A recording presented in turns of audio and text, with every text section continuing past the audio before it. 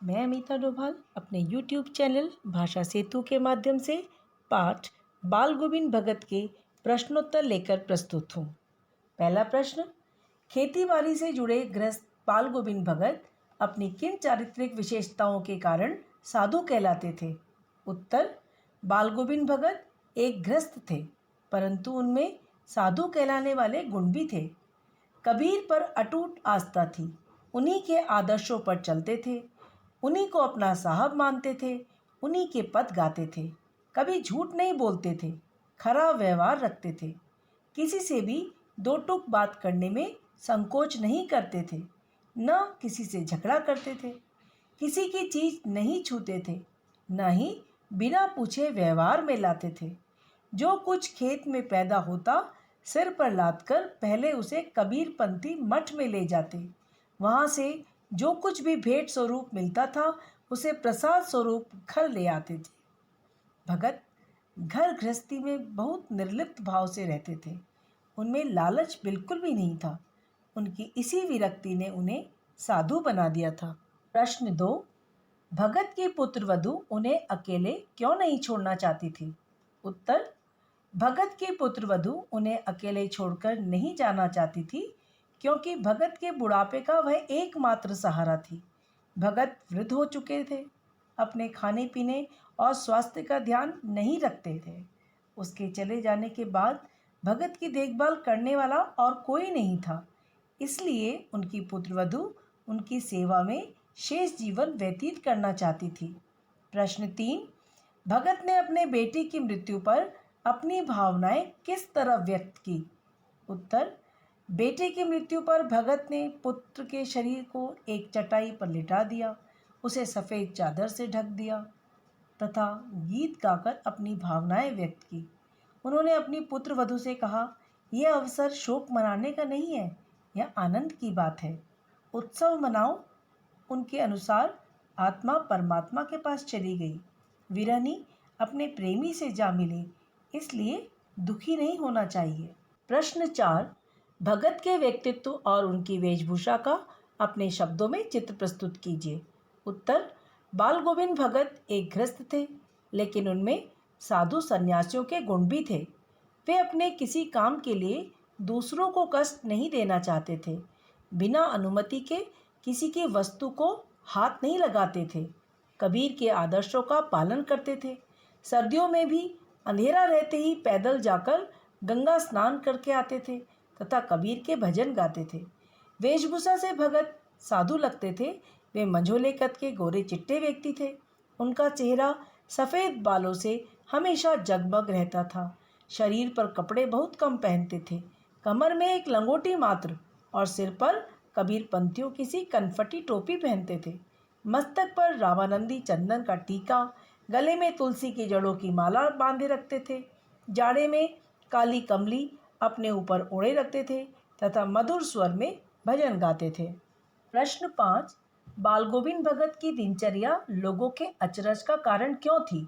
उत्तर, बाल गोविंद भगत की दिनचर्या लोगों के अचरज का कारण इसलिए थी कि वृद्ध होते हुए भी उनकी स्फूर्ति में कोई कमी नहीं थी। ठिठुरती सर्दी के मौसम में भी, भरे बादलों वाले भादों की आधी रात में भी वे सुबह सबसे पहले उठकर गांव से 2 मील दूर नदी में स्नान करने जाते थे और वापस आकर फिर उसी प्रभु भक्ति में लीन हो जाते। प्रभातियाँ गाते और सबको भाव विभोर कर देते थे। खेतों में अकेले ही खेती करते तथा गीत गाते रहते। विपरीत परिस्थिति होने के बाद भी उनकी दिनचर्या में कोई परिवर्तन नहीं आता था। एक वृत्त में अपने कार्य के प्रति इतनी सजगता को देखकर लोग दंग रह जाते थे। प्रश्न 6, पाठ के आधार पर बाल गोविंद भगत के मधुर गायन की विशेषताएं लिखिए। उत्तर, बाल गोविंद भगत कबीर के पदों का सस्वर गायन करते थे। उनके गीतों में एक विशेष प्रकार का आकर्षण था। उनके गीतों का माधुर्य गांव के बच्चों, स्त्रियों, हलवाओं सभी को मंत्रमुग्ध कर देता था। खेतों में जब वे गाना गाते तो स्त्रियों के होठ बिना गुनगुनाए नहीं रह पाते थे। धान की रोपाई करती उंगलियां तक एक विशेष क्रम में काम करने लगती थी। गर्मियों की शाम में उनके गीत वातावरण में शीतलता भर देते थे। संध्या समय जब वे अपनी मंडली समेत गाने बैठते थे तो उनके द्वारा गाए पदों को उनकी मंडली दोहराया करती थी। उनका मन उनके तन पर हावी हो जाता था। मन के भाव शरीर के माध्यम से प्रकट हो जाते थे और वे नाचने झूमने लगते थे। उनके संगीत का सभी पर जादुई प्रभाव था। प्रश्न 7। कुछ मार्मिक प्रसंगों के आधार पर यह दिखाई देता है कि बाल गोविंद भगत प्रचलित सामाजिक मान्यताओं को नहीं मानते थे। पाठ के आधार पर उन प्रसंगों का उल्लेख कीजिए। उत्तर: बाल गोविंद भगत प्रचलित सामाजिक मान्यताओं को नहीं मानते थे। ये निम्नलिखित हैं। जब बाल गोविंद भगत के बेटे की मृत्यु हुई उस समय सामान्य लोगों की तरह शोक करने की बजाय भगत ने उसकी शैया के समक्ष गीत गाकर अपने भाव प्रकट किए। आत्मा का परमात्मा से मिलन हो गया है, यह आनंद मनाने का समय है, दुखी होने का नहीं।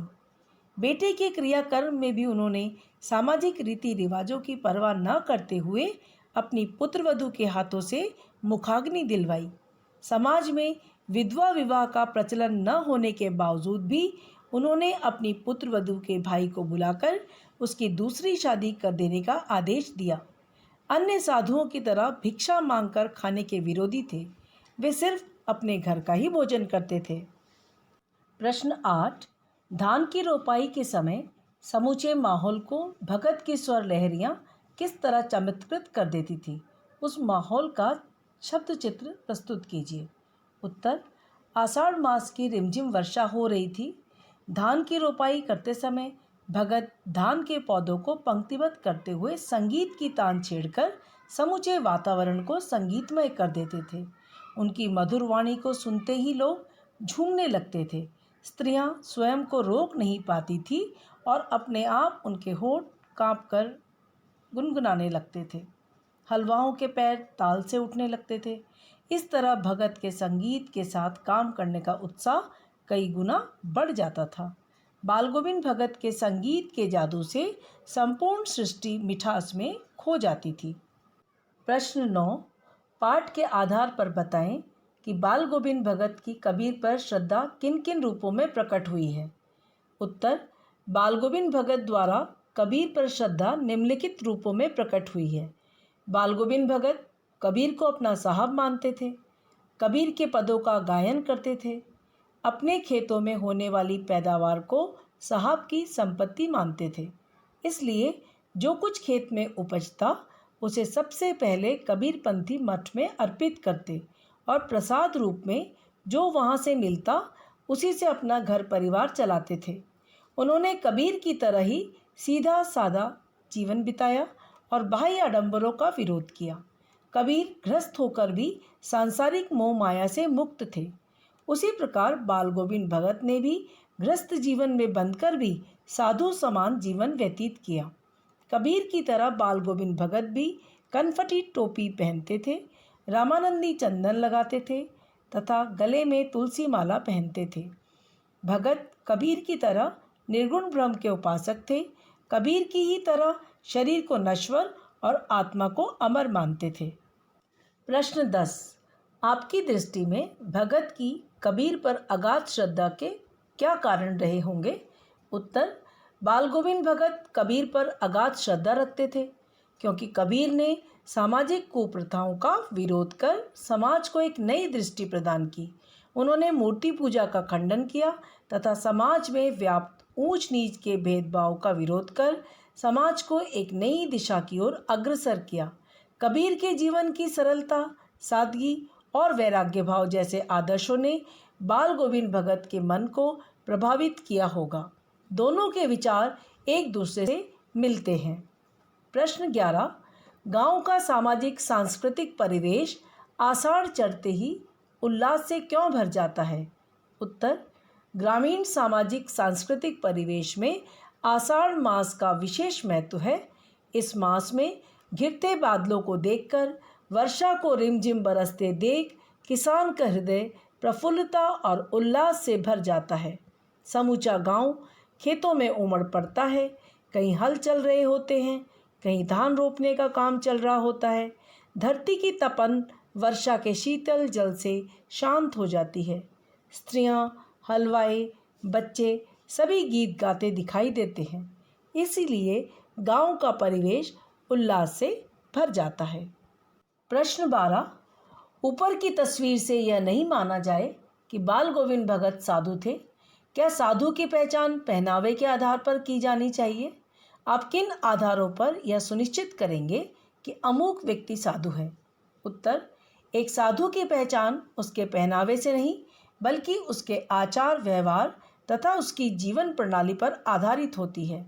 साधु को हमेशा दूसरों की सहायता करनी चाहिए। मोह माया लोभ से स्वयं को मुक्त रखना चाहिए। साधु का जीवन सात्विक होता है। उसका जीवन भोग विलास की छाया से भी दूर होता है। उसके मन में केवल ईश्वर के प्रति सच्ची भक्ति होती है। साधु शब्द का अर्थ है जो अपने जीवन को साधना द्वारा साध लेता है, वही साधु है। मात्र पहनावे से ही साधु की पहचान नहीं होती। प्रश्न 13। मोह और प्रेम में अंतर होता है। भगत के जीवन की किस घटना के आधार पर इस कथन का सच सिद्ध करेंगे? उत्तर। मोह जीवन में सांसारिक आकर्षणों के प्रति आसक्ति को बढ़ाता है। मोह में व्यक्ति का स्वार्थ आगे आ जाता है, जबकि प्रेम निस्वार्थ होता है। भगत को अपने पुत्र तथा अपनी पुत्रवधू से अगाध प्रेम था, परंतु उसके इस प्रेम ने प्रेम की सीमा को पार कर कभी मोह का रूप धारण नहीं किया। जब भगत के पुत्र की मृत्यु हो जाती है तो पुत्र मोह में पड़कर वो रोते बिलखते नहीं हैं, बल्कि खुश होते हैं कि पुत्र की आत्मा का परमात्मा से मिलन हो गया।